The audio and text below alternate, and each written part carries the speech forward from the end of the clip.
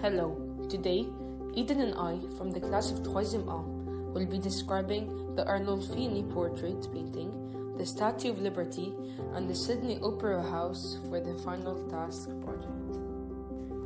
The Arnold Finney portrait is an oil painting which was painted by John van Eyck in 1434.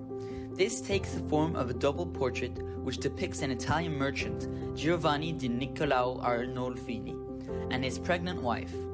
This masterpiece is 82.2 centimeters long and 67 centimeters wide, and is exhibited in the National Gallery in London.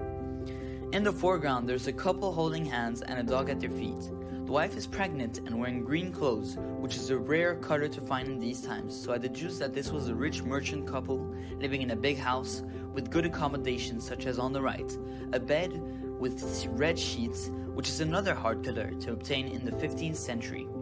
On the right, I can see a window which is open, and in the background, the artist has expanded the space with a mirror. The colors overall in this painting are cold and dim, such as the brown wood floor and dark gray walls, but these colors mix well with the hotter colors such as the red and green. The painting strokes are nearly invisible to the eye, as this is very precise and a naive style of painting to represent reality as close as possible. The Liberty Enlightening the World, or better known as the Statue of Liberty, was designed by the French sculptor Frédéric Auguste, with the engineering assistance from Gustave Eiffel.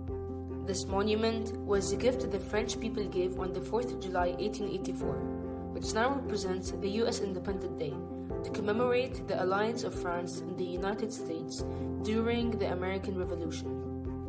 It is currently standing 305 feet, 93 meters high, including its pedestal, in New York City. The Statue of Liberty represents the symbol of freedom, but more importantly, it represents the United States itself.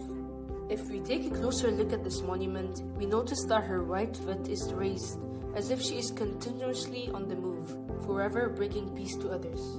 We can additionally notice her holding a torch with its right hand. This torch is a symbol of enlightenment. It lights the way to freedom, showing us the path of liberty. Ever since 1986, this torch had been replaced with a copper flame covered in 24K gold. It is reflective of the sun's rays in daytime and lighted by 16 floodlights at night, because the original one was too badly damaged to restore. Furthermore, we noticed her holding a tablet or a book of laws with the date July 4th, 1776 written on the cover. The book represents and reminds the need for laws to help protect freedom.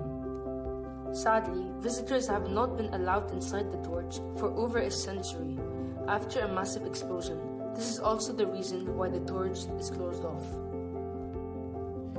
The Sydney Opera House is a monument located in Australia, New South Wales, in the city of Sydney, and was completed in 1973. The architect of one of the 20th century most famous and distinctive building is John Hudson. This structure cost the government $102 million, which is the equivalent of nearly $1 billion today. The facility is a modern building with large concrete sails, which constitutes the roof set on a monumental podium. It is 183 meters long, 120 meters wide, and about 70 meters high. The roof is made of 2,194 precast concrete blocks, which weigh about 15 tons each. This really proves the engineering challenge this team of engineers had to go through. The monument has a wonderful view on the Sydney Harbour, which can be seen from inside thanks to the massive glass walls, which connect to the sails in an artistic and interesting way. We chose these wonderful pieces of artwork as they are very well known all over the globe. The two beautiful pieces of architecture, the Opera House and the Statue of the Liberty, represent peace and prosperity and are very well known in their country. They also house theaters and other types of artworks, such as the Sydney Opera House. And the painting, we chose it because we had studied it in class last year, so we knew most of the painting and could really demonstrate how good it was.